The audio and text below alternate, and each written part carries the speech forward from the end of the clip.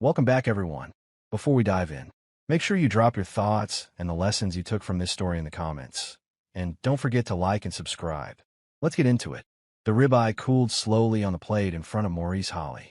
Medium rare, just how he liked it. Just how Sabrina used to order it for him before she started calling him predictable. A table for seven. 7 polished glasses. 7 folded napkins. 7 places set with care at his favorite steakhouse, tucked in the back near the fireplace. The same one where he and his family had celebrated birthdays and anniversaries for over 2 decades. And not a single chair was occupied. Not by his wife, who had texted that morning saying she had a crushing migraine and might have to lie down for the rest of the day. Not by his daughter, Jasmine, who responded, "I am sorry, Dad." A last-minute thing came up with Jessica. "I love you, though." Not by his son, Brandon, who never replied. His brother, Calvin, left him on read. His best friend, Leonard, after 30 years of shared cigars and road trips, sent nothing but silence.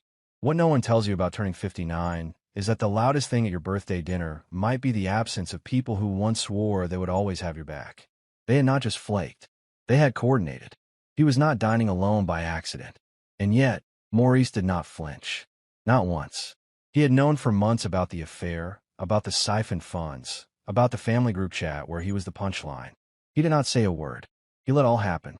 He watched them stack their cards while he quietly reshuffled the entire deck.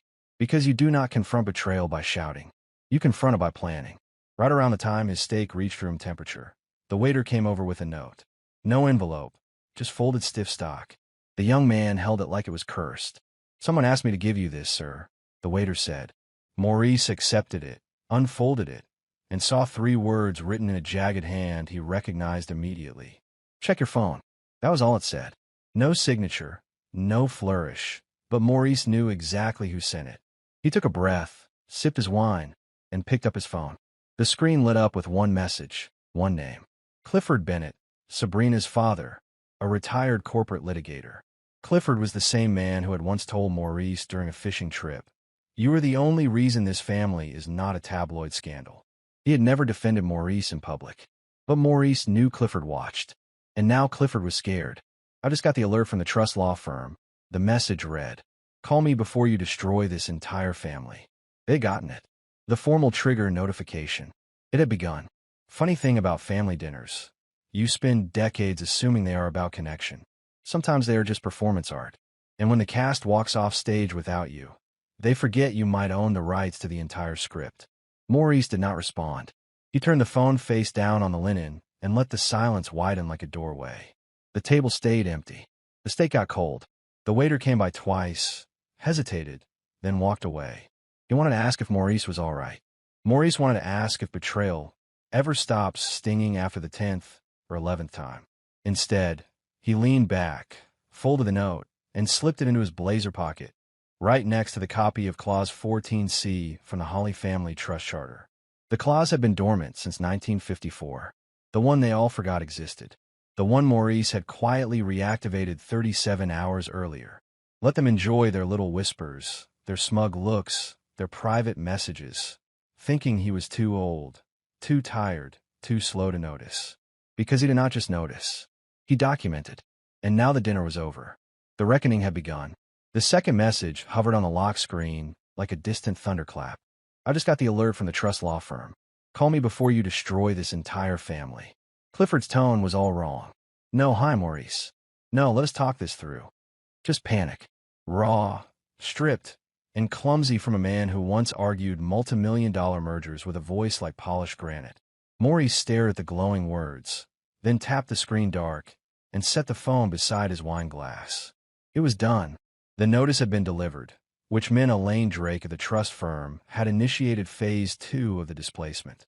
Every name on the secondary beneficiary tier, his wife, his children, his brother, and yes, even his lifelong best friend, had just received a digital notification informing them of pending trust action due to coordinated misconduct against the primary beneficiary.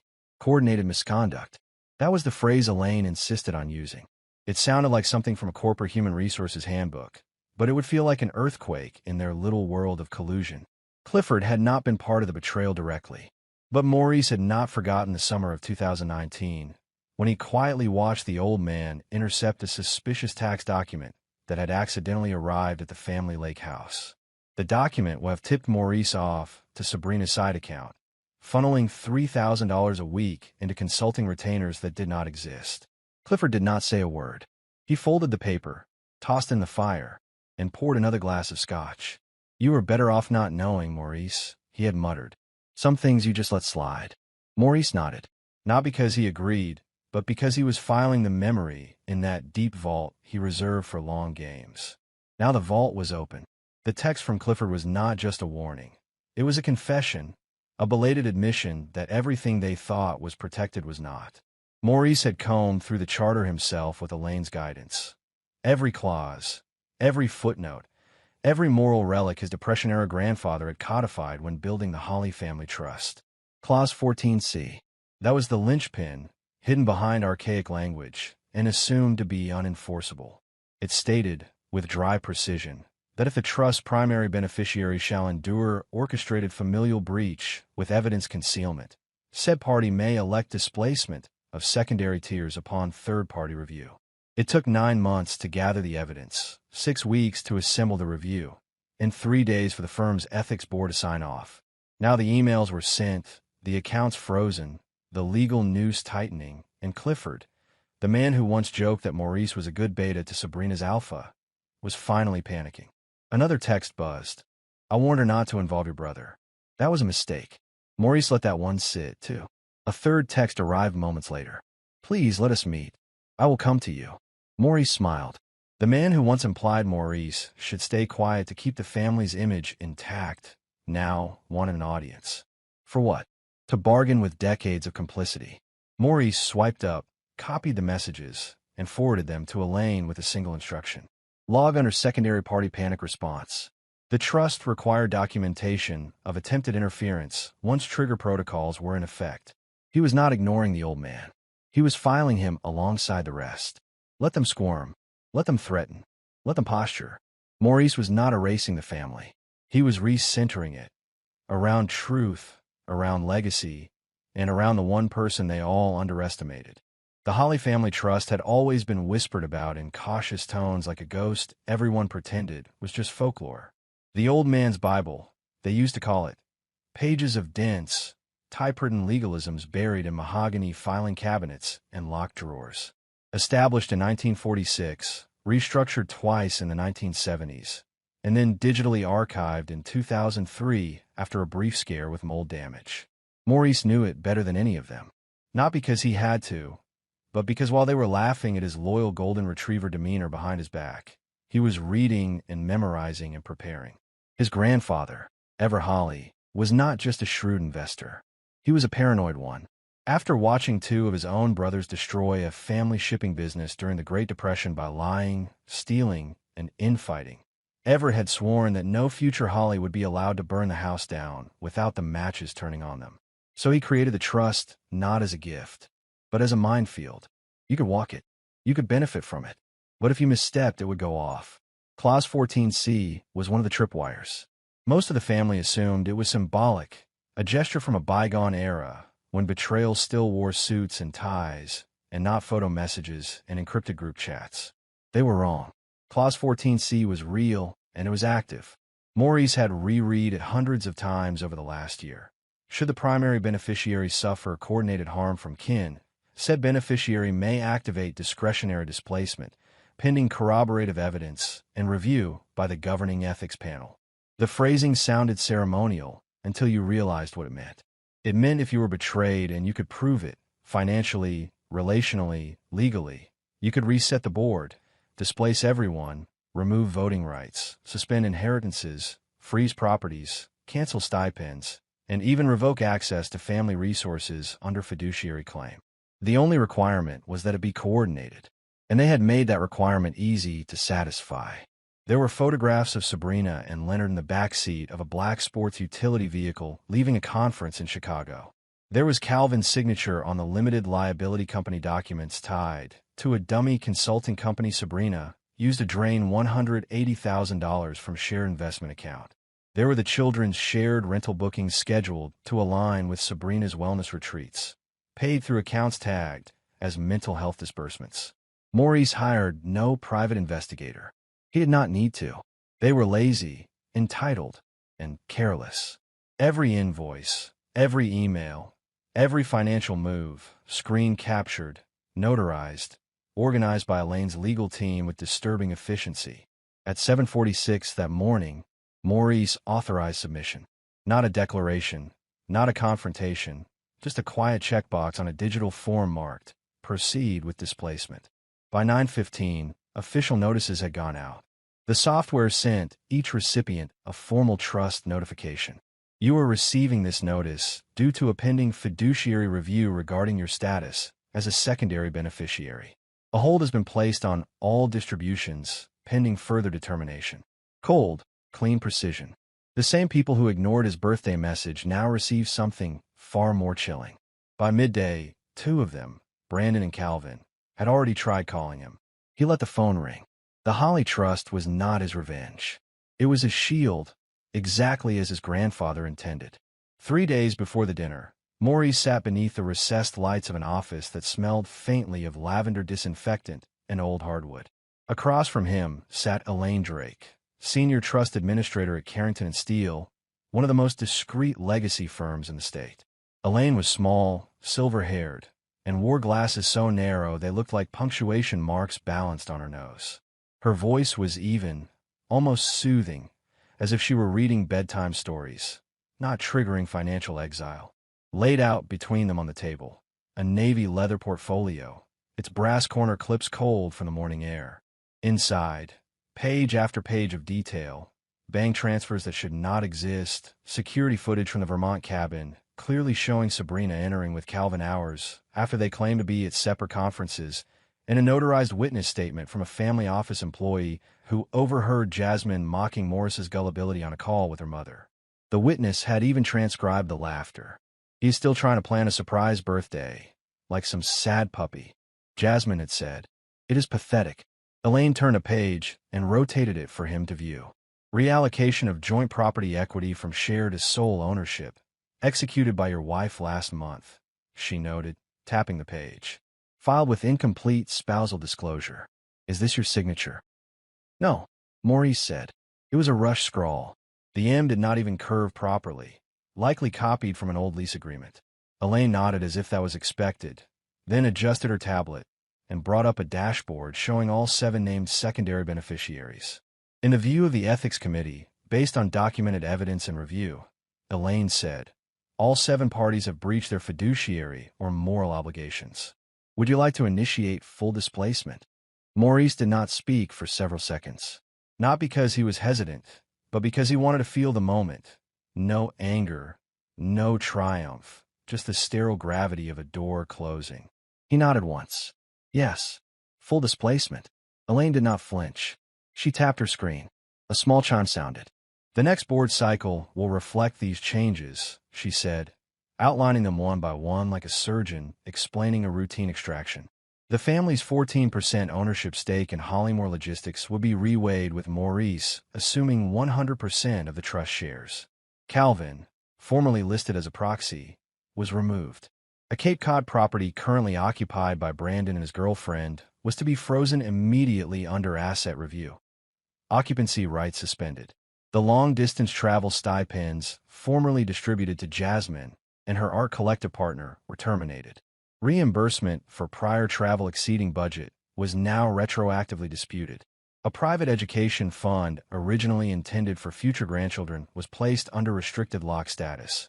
Use now required unanimous board approval, which no longer existed. Elaine recited these changes the way a librarian might announce overdue fees. No venom, no joy, just procedural fluency. Maurice listened, breathing slowly. Mr. Holly, I am required to ask if you would like us to offer the displaced parties an explanatory review meeting, Elaine said at last. To what end? Maurice asked. Closure, Elaine said. Perhaps reconciliation. He almost laughed, but did not. They did not offer me closure when they decided to write me out of my own family. Elaine made a small note. Very well. Review offer declined. Documentation noted. She reached into a drawer and slid across a sealed envelope. These are your formal trustee reassignment documents. They will be countersigned and filed with the Secretary of State by morning. You will be the sole active beneficiary until a new secondary list is established. Maurice stared at the envelope, not with hesitation, but with the solemnity of a man taking a folded flag at a military funeral. He had not wanted this, but they had earned it. Every fake excuse, every whispered smirk, every empty chair. This was not a tantrum. This was architecture. Calvin had always fancied himself the guardian of the family legacy. That was what he called himself at the last board retreat, after too much whiskey and a speech that no one asked for. "We are the stewards of Granddad's vision," Calvin had said, half slurring, full of smug. "And Maurice, you have always been the heart. But I am the spine." Maurice remembered forcing a polite smile. The same spine that bent like a paper clip the second their sister-in-law flirted with a real estate developer in Florida. The same spine that twisted when their father passed, and the estate was carved up behind closed doors.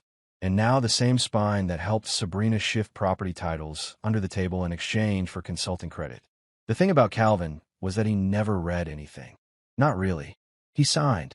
He nodded. He bluffed his way through board meetings with phrases like quarterly leverage delta and legacy liquidity. But he never read the fine print. Maurice did.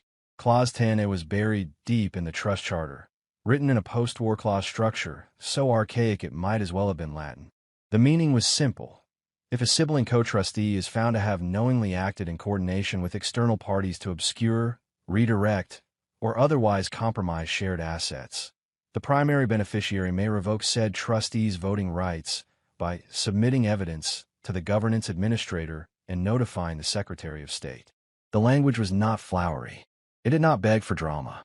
It required one form and a notarized statement, which Maurice submitted 2 days after his meeting with Elaine. He did not call Calvin. He did not threaten him. He did not ask why he decided to help Sabrina forge Morris's initials on the Vermont land refinance document. He already knew why. Calvin had always resented being the younger one, the one who did not inherit the controlling share, the one who had to ask for approval on every capital disbursement. But instead of building something of his own, he clung to Morris's orbit, pretending to protect what he was secretly looting. By Wednesday morning, a digital file landed in the inboxes of the board of Hollymore Logistics. Change of trustee authority. Maurice Holly, sole voting rights. Effective immediately. Attached was the state filing, clean, verified, stamped. The system accepted the submission without question because it was airtight. Calvin texted at 11:43 in the morning. "Hey, did you change something on the board app? I am not seeing the vote menu." Maurice replied simply, "You are no longer a voting trustee. See Clause 10A. There was no response for 3 minutes. "Then what are you doing?" Maurice did not answer. He forwarded the exchange to Elaine for logging and walked into his study where the original trust charter sat on a walnut bookshelf, bound in green leather. He pulled it down and flipped straight to 10A. In the margin, his grandfather had scribbled a pencil note decades ago. "No one is immune, not even blood." Maurice had not understood it as a boy. Now it was a scalpel. When Calvin finally called, sputtering, raging, trying to sound shocked, the call went straight to voicemail. Maurice had already created a new internal protocol at the logistics firm. All board communication to go through legal, no exceptions. That night, Maurice sat by the fireplace with a tumbler of rye and watched the fire crackle. His brother had not just betrayed him. He had tested him and failed. No outburst, no fight, just a quiet filing log at the Secretary of State's office at 2:14 in the afternoon. A signature, a submission, and then silence. Because authority does not scream. It signs. They called him Dad when the checks cleared, but just him when the group chat turned toxic. Maurice had scrolled through screenshots forwarded from an intern at Jasmine's old startup. The one he had funded to the tune of $250,000 under the promise of a sustainable jewelry line that turned into exactly one pop-up event and 6 months of storytelling on social media. The intern quit after 2 weeks and emailed Maurice the archive out of guilt. "You deserve to know," she wrote. He had not replied. He just saved it. "Let him sit alone like the martyr he loves to be," Brandon had written. "It is not our job to protect his ego," Jasmine had chimed in. "He wants us to grovel so he can feel powerful. That is not happening. He is not the only Holly who matters." They thought it was harmless venting, just private frustration. What they did not know was that the trust was not just a financial pipeline. It was a fortress. It had rules. Clause 22D was buried under the disbursement conditions header, 2 pages after a clause about healthcare compliance, and just before the clause on charitable overrides. The clause used dry, forgettable language. Deliberate alienation or abandonment of the primary beneficiary during periods of documented emotional duress shall result in immediate deferment of all pending or scheduled disbursements to involve secondary parties. The duration of deferment shall be undefined until reassessment. Simple translation: if you abandon your father when he needs you, no inheritance, no schedule, no appeals. On the Monday following the dinner, Jasmine and Brandon received a notice. Each got an individually addressed email sent from the law firm's secure server. Subject line: change in disbursement status, Holly Family Trust. Dear First Name, this is to inform you that, based on a recent ethics panel review, your standing as a secondary beneficiary under the Holly Family Trust has been reclassified as under temporary deferment. This action was taken under Clause 22D due to behavior inconsistent with beneficiary obligations. All future inheritance draws are suspended pending full reassessment. Jasmine did not wait. She called within minutes, her voicemail a jagged blade. You're doing this because I did not show up to your dinner? Because I did not want to pretend everything was fine. She did not mention the burner payment account she used to send her mother money while pretending to be financially overwhelmed. She did not mention the group vacation she planned with Sabrina and Calvin under the label of a wellness retreat. Brandon did not scream. He texted, "We can fix this. I will talk to her. I will talk to you. Let's not do anything permanent." Permanent. The only permanent thing was the fracture. It was not that they had made a mistake. It was that they had chosen to believe the worst version of him, the narrative Sabrina spun while massaging her own guilt into victimhood. She is hurting too, Brandon had said once. Maybe. But she did not hurt when she drained the emergency savings account and shifted the Roth individual retirement account beneficiary name to her new limited liability company. She did not hurt when she rehearsed how to gaslight their children into thinking Maurice was manipulative and needy. That too had been in the intern screenshots. The children were grown. Like grown adults, they made decisions. Now they would live with them. Maurice did not call back, did not text, did not send a warning. He simply let the clause speak for itself. The trust firm logged their reactions as required. Jasmine filed an urgent inquiry with the fund administrator. It was denied. Brandon emailed the estate attorney and copied their mother. No reply. The deferment was not just policy. It was prophecy, written decades ago by a man who survived his own family turning on him. The process server found Sabrina as she stepped out of a midday facial in the boutique plaza. He walked up beside her sport utility vehicle and asked her name with the kind of detached politeness that makes clear this is not a package. She did not get to buckle her seat belt before the envelope landed on her lap. Not a divorce petition. She might have expected that. This was worse. The cover page was dry, but the second she flipped to the second paragraph, her hands began to tremble. Legal challenge to co-signature authority due to fiduciary misrepresentation and concealed financial partnership. In other words, you were being cut out of every account you thought you controlled. Maurice had not bothered with theatrics. No dramatic confrontation, no accusation over dinner. Just a surgical filing served on a Friday afternoon when her attorney was already out of the office and the courts would not reopen until Monday. Attached to the notice was an evidence timeline 8 pages long, chronological, meticulous, clinical. It ended with a line that turned the document into a weapon. April 14th, subject declined invitation to spouse's birthday dinner without notification. Coordinated absence corroborated by 6 additional named parties. Breach indicates intent to cause emotional and reputational harm to primary beneficiary. She read it twice, then a third time. The dinner had not been a small social obligation. It had been the final domino, the trigger Maurice needed to reframe everything they had done, not as a sad little family drama, but as coordinated, legally actionable sabotage. When her attorney finally returned her call later that night, he read the document and did not speak for 10 seconds. "Did you know he was documenting all of this?" he asked at last. "No," she said. She had not. None of them had. The timeline referenced everything from Morris's global positioning system logs, showing his presence at 3 separate locations where she claimed he had not been, to account access attempts made from her devices at hours she swore she was asleep, to shared wireless airdrop metadata, proving she possessed images of her and Leonard that she swore never existed.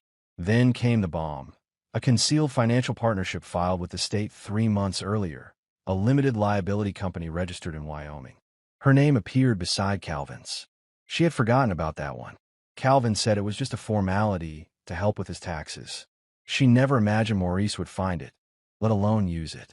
Now it was cited in the filing as clear evidence of concealed partnership, executed without the required disclosure to the primary beneficiary. She scrambled, called Calvin, voicemail. Tried Jasmine, no answer. Texted Brandon. Did Dad really do this? Nothing. They had all seen it. They knew it was not a bluff. Maurice had filed before serving. The law firm had logged the co-signature freeze across 5 banks and 2 brokerages. Her name was flagged. Transactions halted. Access pending review. The language in the documents was not passive. Words like malicious coordination, intent to defraud, covert withdrawal, and premeditated asset redirection painted her not as a scorned wife, but as a hostile actor, a risk to the trust. We will file a response Monday, her attorney said, trying to pivot. We will argue you are under emotional distress. Frame it as a miscommunication. Deny intent. Even as he spoke, she heard his uncertainty. You can argue emotion.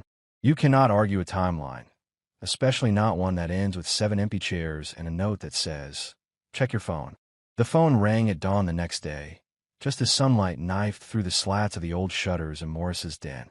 He let it buzz 3 times before answering. No greeting. Silence. Then Clifford's voice, low, gravel-coated, the man who used to toast Maurice with bourbon and call him son like he meant it. You did not need to go this far, Clifford said. Maurice exhaled, quiet and steady. You raised her, he said. You knew what she was capable of. You just did not care until it turned back on you. Papers rustled on the other end, or maybe just trembling hands. Clifford never lost his footing in meetings or courtrooms or family dinners. He always had that coiled composure, a wolf pretending to be someone's grandfather. Today the mask slipped. They will be ruined, Clifford said too fast. The board, the foundation, even her consulting licenses. They should not have gambled with my silence, Maurice replied, surgical and calm. That landed. A breath, sharp and unsteady. He could almost see Clifford pacing in his home office, the old leather chair spinning behind him, a folder half open on the desk with red tabs that were not there yesterday. I advised her against freezing the individual retirement account, Clifford said. I told her it would trigger scrutiny. Maurice did not reply. She said you would never notice, Clifford added, softer, that you never asked about money. Maurice chuckled without humor. I did not ask because I already knew. I wanted to see how far she would take it before you stepped in. The silence grew heavier. This is not damage control anymore, Clifford said. You started a fire. No, Maurice said. I am refusing to clean up their ashes. You think this will not touch you? Clifford said. Maurice glanced at the framed wedding photo on the shelf. Clifford standing beside him, one hand on his shoulder, the other holding a drink, the smile too tight. It already did, Maurice said. That is why it ends here. You could have come to me, Clifford said at last. We could have fixed it privately. Maurice closed his eyes for a moment, feeling the weight of that offer soaked in history and those old codes about handling things quietly. Then he opened them. I tried quiet, he said. For 20 years I tried quiet. You all mistook it for weakness. She is my daughter, Clifford said. She is a grown woman, Maurice replied. Now she will face grown consequences. You are hurting your own name, Clifford said, reaching for legacy, the last arrow in the quiver. The Holly name has weight. Institutions. Foundations. You do not burn that down. I am not burning it down, Maurice said, voice ice cold. I am burning you out of it. Clifford went silent, the kind of silence Maurice had waited years to hear. Not tactical, not condescending, but small. The sound of a man who realized the chessboard was flipped. Tell Calvin to stop leaving voicemails, Maurice added. I am not interested in his version of the story. You are not the same man I used to know, Clifford said. You never knew me, Maurice said. You assumed I would never wake up. He ended the call. No slam, no final word, just a click. That evening, the email left the firm's server at 8 minutes past 8 in the evening. No leaks, no rumors. Just one cold, sterile subject line dropped into the inboxes of over 300 stakeholders, donors, corporate partners, and institutional liaisons tied to the Holly Trust. Subject line: Holly Trust. Formal update on governance changes. No emojis. No branding flares. Just a portable document format attachment and one paragraph of body text. Please find enclosed a formal summary of governance restructuring and beneficiary status updates as ratified by the Trust's ethics panel and approved by the designated legal entities. These changes are effective immediately. Inside the attachment, 6 pages of reshuffling. Morris's name stood alone under primary trustee. Sabrina, Calvin, both children, and Leonard, formerly listed as strategic advisors and legacy stewards, were removed. Their positions were marked vacated due to breach of ethics protocol under Clause 14C and Clause 22D. 2 foundations had their sponsorships paused. 3 grant initiatives were frozen. Travel stipends, consulting retainers, joint investment privileges, suspended. The final page named 3 newly appointed oversight roles: a compliance officer, a governance analyst, and a forensic auditor. None bore the Holly name. It was a quiet massacre. By the following afternoon, the calls began. Not from family, from institutions. A former board sponsor, head of a university endowment tied to a scholarship in Everett Holly's name, resigned immediately. Another followed within the hour. Whispers circled. What had they done? Why were the names removed? Was there fraud? Infighting? A journalist from a niche philanthropic outlet called Morris's assistant. No comment, the assistant said, per the new policy. By mid-afternoon, Morris's personal phone rang. A departing board member, a man who had shaken Morris's hand dozens of times at galas and once toasted him for being the quiet engine of Holly's stability, spoke without preamble. "They're blaming you," he said. Morris sat at the long wooden table in the Trust's private conference room, looked out the window, and replied, "Let them." That was it. No raised voice. No rebuttal. No social media. No leaks. He had spent years keeping their secrets, letting the family brand shine, even as it rotted underneath. Now it was institutional, not emotional. The betrayal started with a dinner. The response ended in law, governance, and structure. That night, Jasmine tried to post something vague on her story, a black square, a cryptic quote about family betrayal and corruption of power. It disappeared within hours. Not because Maurice made a call, because the new governance policy included a clause. Public commentary from displaced trustees would trigger additional legal review of previous expenditures. Jasmine was not foolish. She understood the message. Calvin tried to leak a sanitized version to a local alumni newsletter. They ignored it. The new oversight team had already reached out to all active partners with a simple frequently asked questions document. All questions would be routed through legal. Unofficial statements were considered non-binding and reputationally unverified.